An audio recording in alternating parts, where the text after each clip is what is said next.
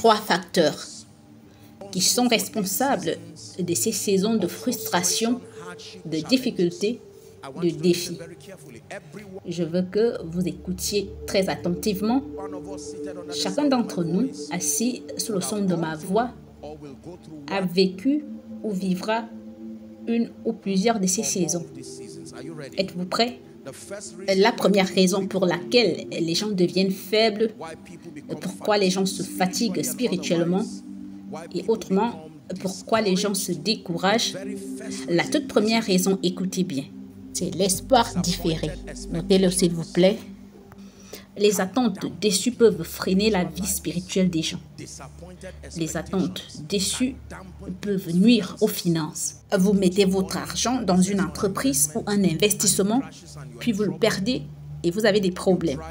Vous essayez d'acheter un terrain et puis vous réalisez qu'il y a un procès autour de ce terrain et ils vous disent qu'ils vous recontacteront. Ou alors, vous soumettez votre CV et cela dure longtemps, 2 ou 3 ans.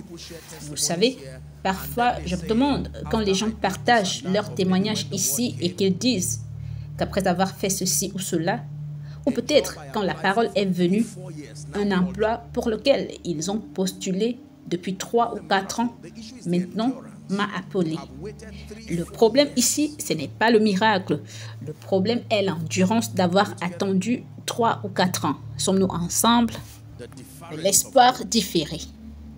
La Bible dit dans Proverbe 13, verset 12, notez-le s'il vous plaît, Proverbe 13, verset 12, il dit « L'espoir différé rend le cœur malade, mais un désir accompli est un arbre de vie. » S'il vous plaît, écoutez-moi.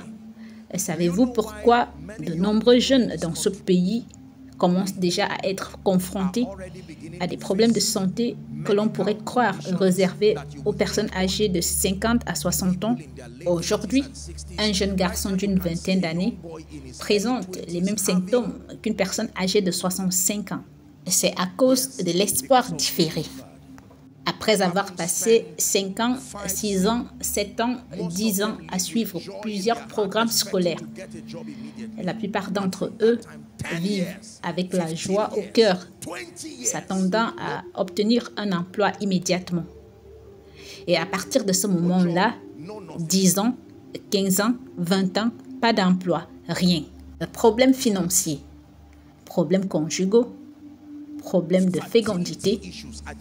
Je pense que l'un des problèmes les plus déprimants, à mon avis, est celui de la fécondité, où les gens vont danser et faire la fête avec eux, prononcer des paroles prophétiques.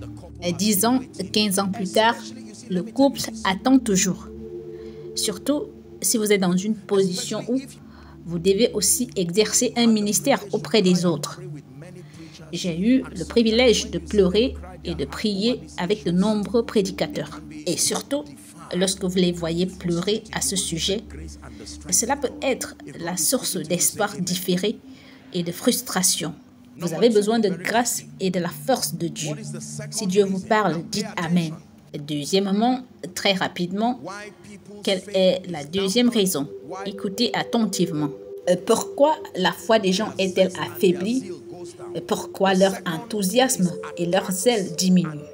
La deuxième raison, ce sont les attaques et les persécutions. Notez-le, s'il vous plaît. La deuxième raison pour laquelle les croyants se découragent, pourquoi ils n'ont plus la force de continuer, ce sont les attaques et les persécutions. Jean chapitre 1, s'il vous plaît, du verset 1 au verset 4. Je prie pour que quelqu'un apprenne ce soir. Jacques chapitre 1, à partir du verset 1 au verset 4. Il dit, Jacques, serviteur de Dieu et du Seigneur Jésus-Christ, aux 12 tribus qui sont dans la dispersion, salut. Il dit, mes frères, comme un sujet de joie complète, les diverses épreuves auxquelles vous pouvez être exposés, sachant que l'épreuve de votre foi produit la patience. Verset suivant, il dit, mais il faut que la patience accomplisse parfaitement son œuvre, afin que vous soyez parfaits et accomplis sans faillir en rien. Écoutez-moi. Beaucoup parmi vous ici ont goûté à la grandeur à différents niveaux, dans la politique, dans le gouvernement, dans la vie de famille, la spiritualité, dans le ministère ou quoi que ce soit. Et je puis vous dire qu'il y a une croix. Il y a un fardeau de la grandeur que la plupart des gens ne connaissent pas. Si la plupart des gens comprennent le fardeau associé à la grandeur, vous ne vous précipiterez pas vers la grandeur. Vous prierez plutôt pour avoir de la force et de l'endurance. Sommes-nous ensemble maintenant? C'est facile de se laisser emporter par l'éclat et le prestige qui entoure les grands hommes et de ne pas savoir que chaque grand homme porte aussi une croix. Demandez à ceux qui sont dans les affaires et demandez à ceux qui sont dans la politique. Vous savez, on se plaint souvent que les politiciens sont des gens corrompus et tout ça. Mais imaginez quelqu'un qui obtient un poste et qui a plus de 130 personnes liées à sa famille éloignée et sa famille nucléaire, espérant profiter de ce poste. Et tout le monde appelle, disant « Mon oncle, tu es un homme méchant, tu es un démon, tu ne veux pas m'aider, qu'est-ce que c'est que ça ?» Et maintenant, cet homme doit faire face à cette situation. La tentation d'aller sur place et de commencer à toucher aux ressources est déjà là à cause de cette réalité. Permettez-moi de vous dire que la grandeur a besoin d'une compétence pour que vous puissiez y rester. En fait, la partie la plus facile de l'équation de la grandeur est de la devenir. Il est plus difficile de rester grand que de le devenir. Nous aspirons tous à nous élever à différents niveaux de grandeur dans le royaume. Que ce soit dans le ministère, il y a des gens, chaque fois que je prie pour des gens, des ministres, apôtres, je veux devenir comme toi. Apôtre, je veux faire ceci. Et parfois, je me sens coupable d'essayer d'imposer les mains à ces gens parce que je me demande, j'espère que je ne détruis pas cette destinée en vous exposant à une onction dont vous ne connaissez pas le combat. Chaque manteau a une bataille qu'il affronte. Vous voulez devenir PDG en Afrique. Êtes-vous prêt à résister aux attaques, au charme, à la magie et à la sorcellerie qui suivent la grandeur? Je veux travailler dans le secteur du pétrole et du gaz. Félicitations. Êtes-vous prêt à affronter les préjugés qui caractérisent ce secteur?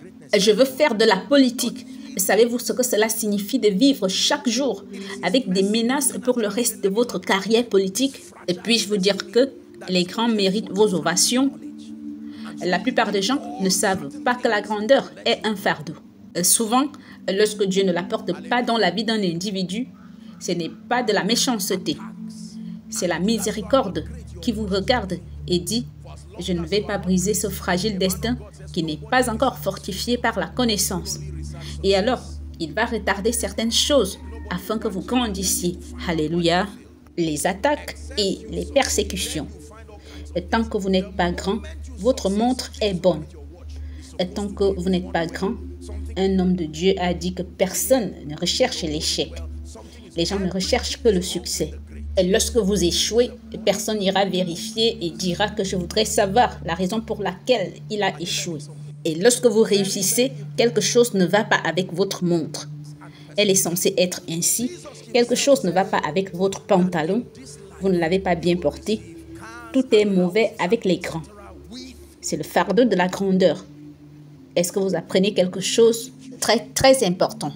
Les attaques et les persécutions. Et Jésus lui-même a dit que dans cette vie, vous recevrez des voitures, vous recevrez des maisons, etc. Avec la persécution. Avec la persécution. Et je vous dis ceci parce que les vérités que vous entendez de la part de beaucoup d'entre vous vous élèveront au-delà des domaines actuels de succès que vous connaissez. Et pour beaucoup d'autres, elles vous permettront d'entrer dans ce domaine. Mais dès que vous aurez fini de célébrer la gloire et la grâce de Dieu dans ce domaine, vous devriez apprendre l'éthique sur comment rester. C'est un domaine très délicat. C'est un domaine qui peut vous détruire émotionnellement. N'avez-vous pas entendu parler des grandes personnes qui se sont suicidées? Pourquoi un milliardaire se suiciderait-il avec tout l'argent qu'il possède? Pourquoi quelqu'un qui occupe un poste important devrait-il se suicider? Rappelez-vous lorsque les gens se disputaient et insultaient Moïse. Êtes-vous le seul à qui Dieu parle? Nous aussi, nous voulons l'entendre. Moïse est allé voir Dieu et lui a dit, « Ces gens vont me fatiguer. » Et Dieu a dit, « D'accord, laisse-moi leur parler. » Sépare-toi, c'est la règle numéro 1. Pourquoi? Ça, c'est la condition pour l'entendre. Au bout de 3 jours, il l'attendait en colère sur la montagne. Et alors, il est venu dans une nuée et le feu et le tonnerre ont grondé dans leur cerveau et leur tête têtue. Dès que cela s'est produit, savez-vous ce qu'ils ont dit? Écoutez, écoutez, ils ont dit, Dieu ne nous parle plus jamais. À partir d'aujourd'hui, parle à Moïse et nous le croirons. Mais si cela n'arrivait pas, beaucoup d'entre eux ne croiraient pas que le fait que Dieu ne leur ait pas parlé était un acte de sa miséricorde. Ils n'avaient pas la capacité d'entendre sa voix et voir le feu, la flamme de sa gloire. Ils n'auraient pas écouté les attaques et les persécutions. Peut-être que cela arrive déjà à certains d'entre nous dans notre lieu de service. Peut-être que cela est sur le point d'arriver à certains d'entre nous en ce moment même. Vous avez eu une vision du prochain niveau? Félicitations. Le prochain niveau s'accompagne toujours de défis.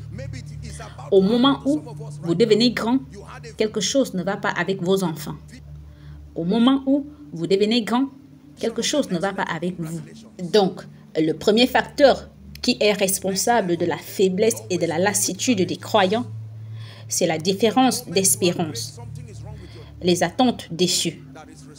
Deuxièmement, les persécutions. Puis-je vous dire, Jésus, qui était le Fils du Dieu vivant, aussi longtemps qu'il était un jeune garçon, il pouvait librement entrer dans le temple et apprendre avec les scribes et les pharisiens. Personne n'avait de problème avec cela. Mais le jour où le Saint-Esprit s'est posé sur sa tête et que la voix a dit « Voici mon fils bien-aimé, en qui j'ai mis toute mon affection », il est revenu dans la puissance du Saint-Esprit et la Bible dit que sa renommée s'est accrue. Il y avait un groupe de personnes qui disaient « Regardez ce jeune garçon, il y a quelque chose qui ne va pas avec ce jeune garçon. Quelque chose ne va pas. » Toute la ville entière commence déjà à entendre sa voix. Et ils ont commencé à chercher une occasion. Et comme Jésus était un homme, ils l'ont trouvé. Ils ont trouvé une occasion. Vous vous souvenez quand il était devant Hérode? Toutes sortes de problèmes. Ce type a dit qu'il allait détruire le temple, dont la construction nous a pris une dizaine d'années, et le construire en 3 jours. Il parlait du temple de son corps. Personne ne lui a demandé de quoi il parlait vraiment. Ce n'était pas leur affaire, c'était l'occasion. Un jour, quelqu'un viendra et se tiendra devant votre pharmacie et dira « Enquêtez sur la vie de ces gens. Je les connais. Il est impossible que quelqu'un qui vous a donné 1 milliard de naira. Vous êtes un voleur. Je ne me reposerai pas tant que nous n'aurons pas la lumière sur cette affaire. Bienvenue dans le monde des grands. » Qu'en est-il du prédicateur? Tant que vous êtes petit, que vous ne faites rien et que vous n'avez pas d'impact, tout va bien. Mais que Dieu commence à vous honorer et à vous accorder sa grâce. Et puis, vous verrez toutes sortes de choses. Qu'en est-il des hommes d'affaires? Quelqu'un vous appelle aujourd'hui, je suis au Royaume-Uni. Quelqu'un vous appelle le lendemain, vous êtes aux États-Unis. Êtes-vous obligé de le dire? Mais c'est là où vous êtes. Faut-il mentir? Dites simplement que je ne suis pas disponible. Pourquoi devez-vous dire que je suis aux États-Unis? Et dans la sincérité de votre cœur, bienvenue dans le monde des hommes. Vous vous tenez au milieu des gens et vous portez votre montre ou votre t-shirt. Dieu est en train de vous montrer sa fidélité. Vous êtes mal parti pour ça, même si c'est à un enterrement. Alors que vous vous tenez là, vous penserez que les gens ne font que pleurer pour se souvenir de la personne qui est partie. Les gens vous regardent et dès que l'enterrement sera terminé, ils vous découperont en pièces. Avez-vous l'endurance nécessaire? Puis-je vous dire ceci? Jésus en avait assez de tout ce qu'il faisait. Et quand il sut qu'il y en avait encore, Chers amis, laissez-moi vous dire ceci. Si c'est la gloire de Dieu que vous allez porter dans votre vie, vous devez en soutenir la force. Vous traverserez des eaux tumultueuses. Vous passerez par des choses qui ne vous regardent pas du tout. Sommes-nous ensemble maintenant? Que vous apparteniez à Jésus ou que vous apparteniez à Satan, il y a une chose qui leur est commune, c'est que nous ne les laissons pas se reposer. Il y a des persécutions aux deux extrémités. Ainsi, que vous décidiez de servir Jésus ou de servir Satan, il y a une chose à laquelle vous n'échapperez pas, la persécution. Nous ne laissons pas les démons se reposer. Chaque semaine, vous voyez ce qui se passe ici, semaine après semaine. Tout se passe dans des dimensions différentes. Qu'ai-je fait pour que les gens ne m'aiment pas? Vous avez réussi. Qu'ai-je fait? Vous changez des vies. Qu'ai-je fait? Vous marquez des destins. Ce n'est pas toujours ce que vous faites de mal. Il peut s'agir de ce que vous faites de bien. Troisièmement, très rapidement, quelle est la troisième raison pour laquelle les gens se découragent et se lassent? La troisième raison s'appelle le chagrin. Beaucoup d'entre vous ne savent même pas ce qu'est le chagrin. Le chagrin est un état émotionnel. Les médecins vous diront que ce que nous appelons le chagrin n'est pas seulement un concept sociologique. Il s'agit d'un état émotionnel profond et même d'un état médical. Le sentiment de détresse, la douleur émotionnelle qui résulte des déceptions, qui résulte des malheurs, des pertes. C'est une chose de traverser des saisons inconfortables, mais quand les saisons vous atteignent, elles produisent ce que nous appelons le chagrin. 1 Pierre chapitre 4 à partir du verset 12. 1 Pierre chapitre 4, nous lirons du verset 12 au verset 16. Il dit, « Bien-aimés, ne soyez pas surpris comme d'une chose étrange qui vous arrive de la fournaise qui est au milieu de vous pour vous éprouver. Réjouissez-vous.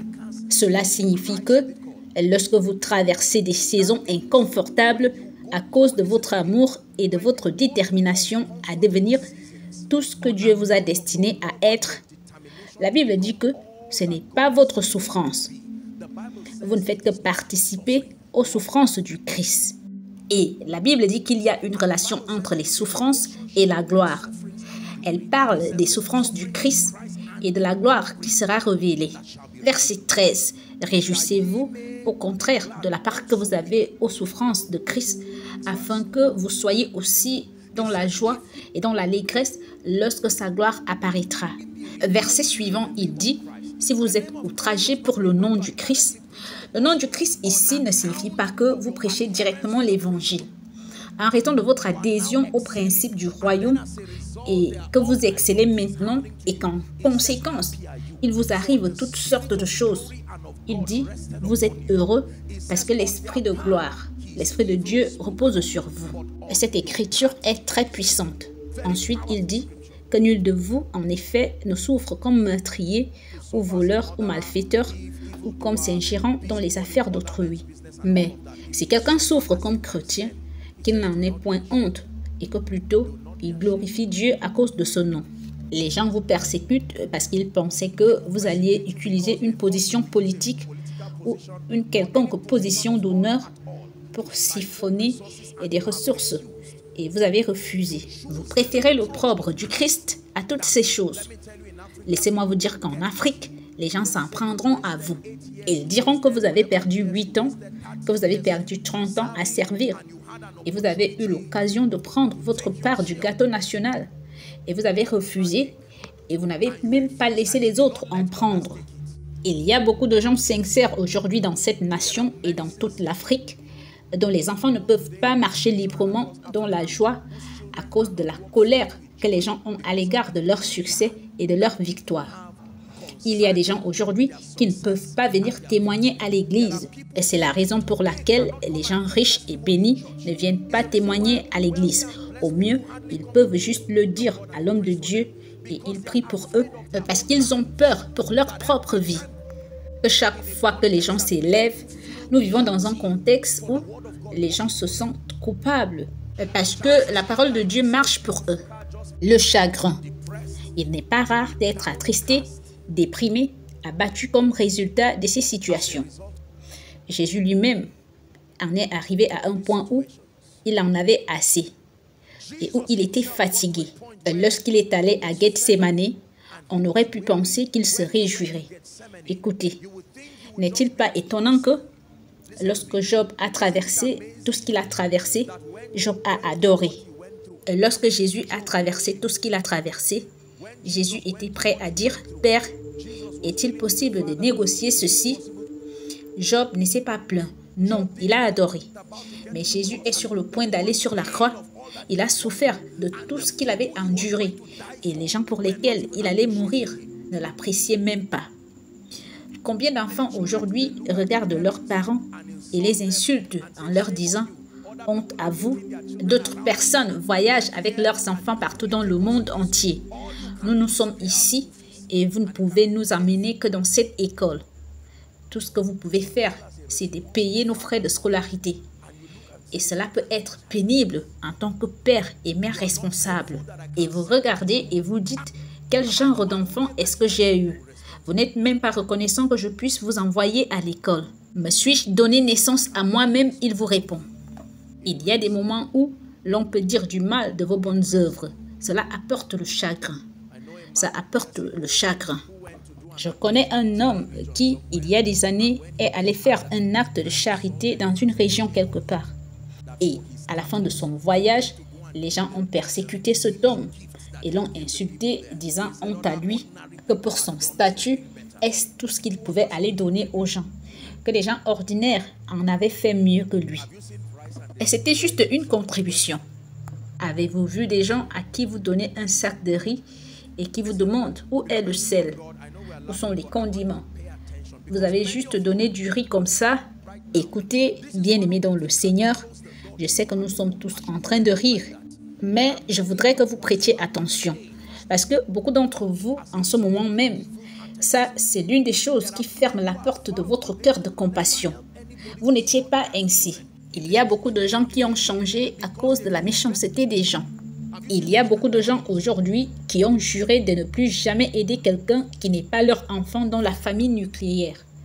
Parce qu'ils ont investi dans trop de gens qui leur ont apporté la souffrance. Avez-vous vu de telles familles? Ça peut être très douloureux. Le chagrin, l'hémorragie du cœur qui vient à cause de votre grandeur et de votre intention de servir les desseins de Jésus. Qu'en est-il des personnes sincères qui sont allées prier avec des familles et ils les ont juste tous emballés dans un même sac, disant tous ces hommes de Dieu qui se disent prophètes et qui se déplacent de maison en maison à la recherche de la nourriture.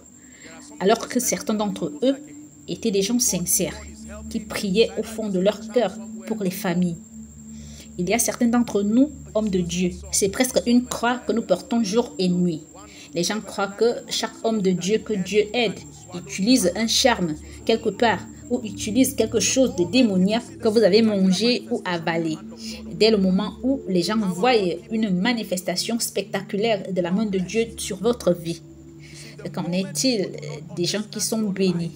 Vous voyez, dès le moment où les gens ne comprennent pas votre vie et votre élévation, dès que vous devenez un mystère, les gens donneront leur interprétation à tout ce qui entoure votre vie. Peut-être que je suis en train de parler de vous. Peut-être que je suis en train de vous décrire. Mais puis-je vous dire quelque chose? Vous devez obtenir la grâce à travers cet enseignement ce soir pour comprendre la dynamique spirituelle d'être et de rester un vainqueur. Dites « Je suis un vainqueur ». S'il vous plaît, criez-le. Dites « Je suis un vainqueur ».